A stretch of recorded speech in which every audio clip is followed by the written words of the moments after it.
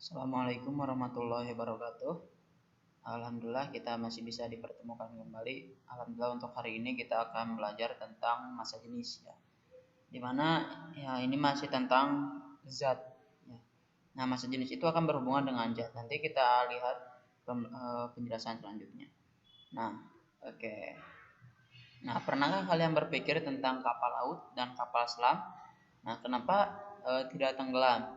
Sedangkan kita yang lebih kecil ukurannya bisa tenggelam atau bahkan kerikil yang lebih kecil pun bisa tenggelam. Nah, kenapa itu bisa terjadi? Ya. Nah, hal ini nanti akan berhubungan dengan materi yang akan kita bahas di pertemuan sekarang. Jadi kapal laut tidak tenggelam, kapal selam itu bahkan kapal selam dia bisa terapung, melayang dan tenggelam ya. Jadi kadang di atas, di tengah-tengah dan bisa di dasar bahkan ya. Nah, itu ada pengaruh apa sehingga kapal tersebut bisa tidak tenggelam ya. Nah, padahal ukurannya lebih besar, masanya pun lebih berat. Nah, tapi nanti kita akan bahas. Oke ya. Nah, sebelum masuk ke massa jenis yang lebih lanjut, kita ingatkan dulu zat itu sendiri apa ya. Nah, di mana zat itu adalah sesuatu yang memiliki massa dan memiliki volume atau menempati ruang ya. Ingat, jadi zat itu memiliki massa dan memiliki volume. Nah, inilah yang akan berhubungan dengan massa jenis. Artinya ada massa dan ada volume, di mana massa itu adalah besaran satuan, volume itu adalah besaran pokok. Nah, jadi dari sini kita bisa lihat massa jenisnya ya. Jadi massa jenis itu nanti itu adalah kerapatan suatu benda ya. Nah, massa jenis itu adalah kerapatan suatu benda, suatu zat. Nah, disebut massa jenis. Massa jenis merupakan ciri khas suatu zat. Jadi massa jenis juga itu merupakan suatu zat di mana setiap zat itu memiliki massa jenis yang berbeda. Maka di situ dikatakan dengan ciri atau ciri khas ya. Oke, ya, nah seperti ini. Lihat, ini berbeda ya. Setiap benda atau setiap zat ini memiliki kerapatan yang berbeda. Maka di sini dikatakan dengan ciri khas dari massa jenis itu sendiri. Nah, oke, ini pengertian dari massa jenis, di mana massa jenis adalah perbandingan antara massa suatu benda dengan volumenya. Jadi tadi ya dari ini berhubungan dengan zat, jadi massa jenis itu ada massa, zat itu ada massa, ada volume. Maka di sini perbandingan antara massa atau volume disebut dengan massa jenis ya. Nah, selanjutnya massa jenis itu dengan diketahui massa jenis suatu zat dapat ditentukan massa jenis zatnya. Nah, di mana massa jenis kita dapat rumuskan ini ya. Rho sama dengan ini rho ya, bukan V. Ini rho namanya rho.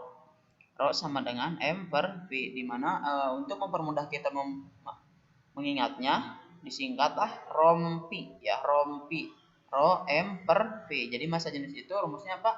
Rompi. Rho M per V ya, rompi.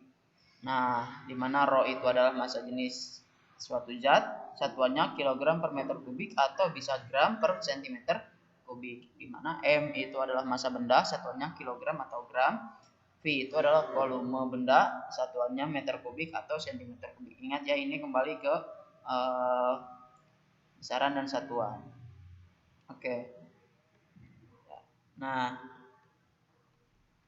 ingat satuan massa jenis ya. Nah, ini untuk satuan massa itu kan tadi gram atau kilogram. Nah, di mana 1 gram itu sama dengan 0,001 kilogram atau 1 kilogram itu sama dengan 1000 gram. Kenapa dari kilogram ke gram itu turun atau sebaliknya dari gram ke kilogram itu naiknya. Nah, ini dari kilogram ke gram itu turun 3 kali, maka dikali 1000.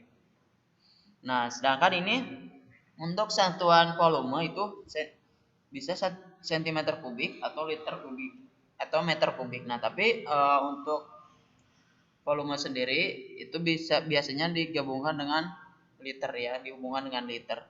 Makanya 1 cm kubik itu sama dengan 1 mililiter atau 1 liter sama dengan 1 desimeter kubik. Nah, untuk menghubungkan ke meter kubik itu gimana ya?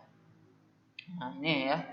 1 gram per sentimeter. Nah, ini untuk satuan massa jenis, kan ada gram per sentimeter kubik, juga ada juga kilogram per meter kubik.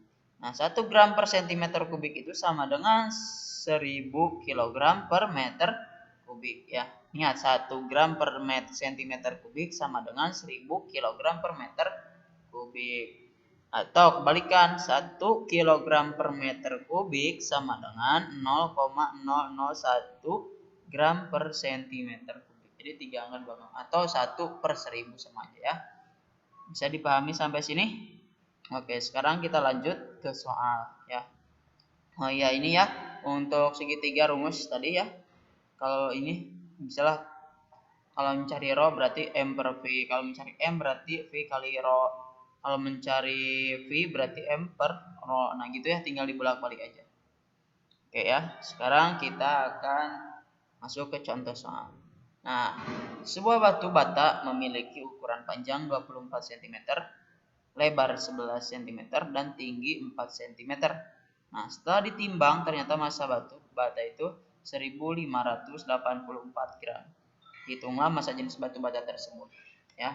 Nah, jadi ingat, ini yang kita ingat ada panjang, lebar, dan tinggi ya. Panjangnya 24, lebarnya 11, tingginya 4. Ada juga massanya 1584.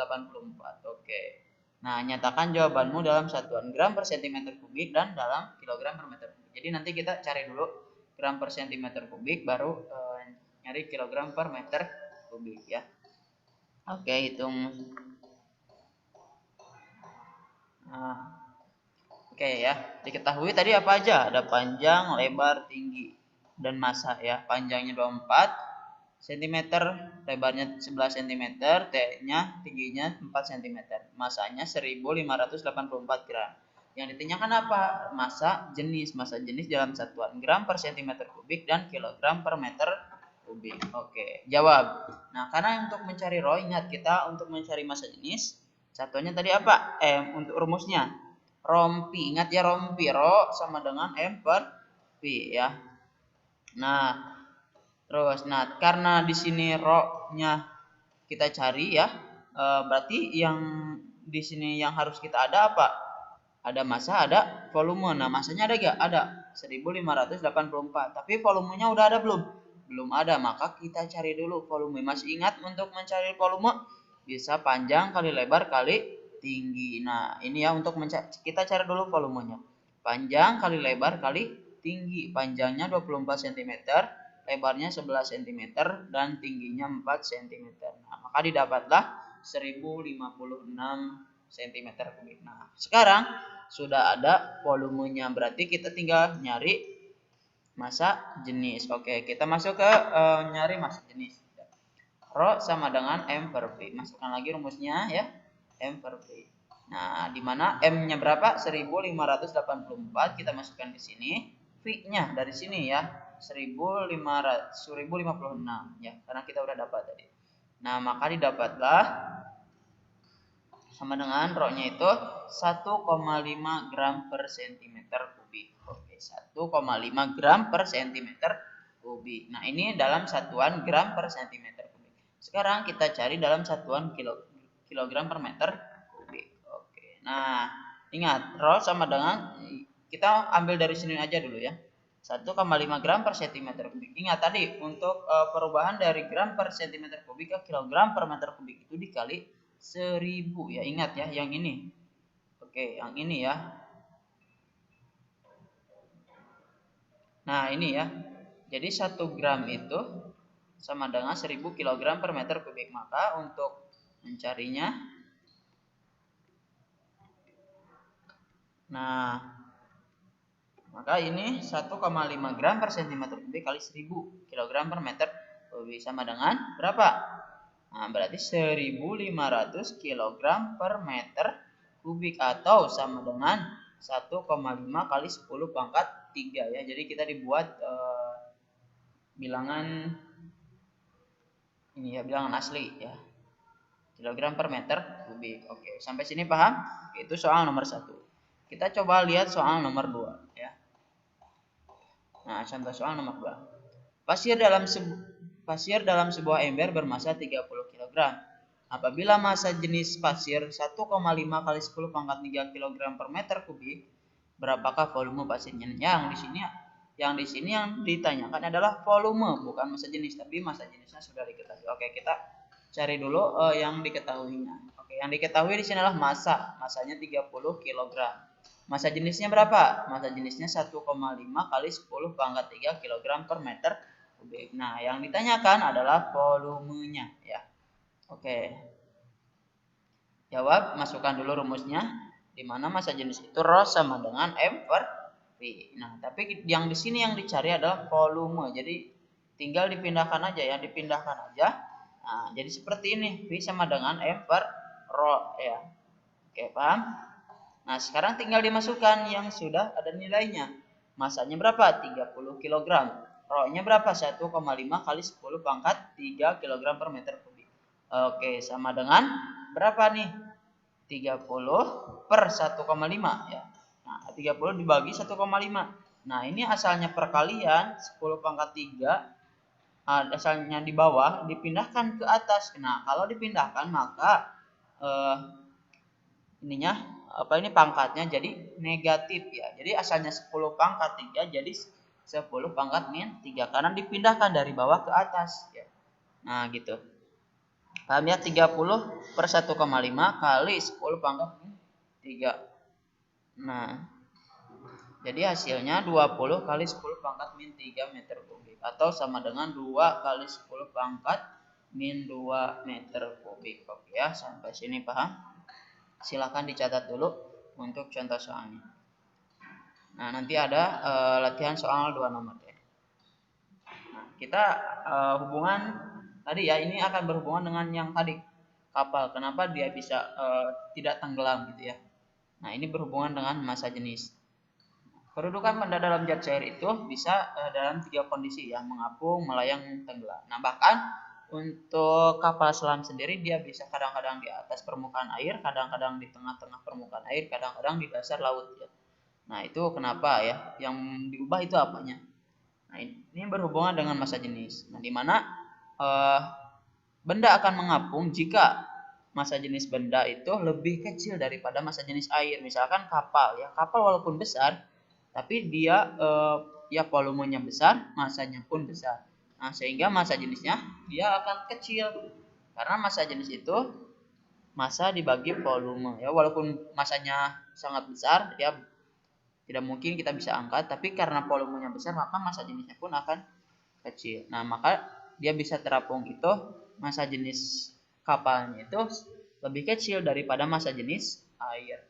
Nah, melayang. Kenapa melayang? Misalkan kapal selam ada di tengah-tengah permukaan, di tengah-tengah laut ya. Nah, jadi di atas permukaan tidak, di dasar pun tidak, tapi di tengah-tengah. Nah, ini massa jenisnya itu sama ya, massa jenis benda itu sama dengan massa jenis air. Nah, tenggelam ya. Nah, kenapa dia bisa tenggelam? Karena massa jenis benda, nah koin misalkan koin ya. Kenapa koin itu kecil ya, tapi kalau dibandingkan dengan kapal itu lebih besar kapal kan. Nah, tapi koin itu kenapa dia bisa tenggelam? Karena massa jenisnya lebih besar daripada massa jenis air. Oke ya. Nah, lihat benda di sini, contoh Bapak di sini contohkan. Nah, ini semakin bawah, semakin dasar, itu massa jenisnya semakin besar. Nah, semakin atas massa jenisnya semakin kecil. Nah, itu ya. Jadi yang ini dipengaruhi oleh massa jenis. Nah, itu beberapa contoh massa jenis di buku pun ada. Nah, ini ya, laut mati ya. Kadar garam yang tinggi menyebabkan air pada laut mati memiliki massa jenis yang besar 1,24 gram per cm kubik, sehingga menyebabkan manusia dan benda lain mengapung di atasnya. Bahkan di sini laut ini kadar garamnya sangat tinggi ya, sehingga benda yang ada di sekitarnya pun bisa terapung kalau misalkan massa jenisnya itu lebih kecil darinya ya. Bahkan manusia sendiri di sini bisa terapung. Kenapa? Karena di sini massa jenis airnya itu sangat besar ya. Nah, itu. Nah, contoh aplikasi dalam kehidupan sehari-hari. Nah, ini contohnya kapal selam, tinta printer, oli mesin, lapisan batuan penyusun bumi. Sama ya, lapisan penyusun bumi juga. Semakin dasar itu massa jenisnya semakin besar ya. Jadi ini contohnya untuk aplikasi massa jenis ya. Kenapa tadi dia bisa tenggelam? bisa kadang di permukaan, bisa kadang di dasar laut. Itu karena ada pengaruh dari massa jenis.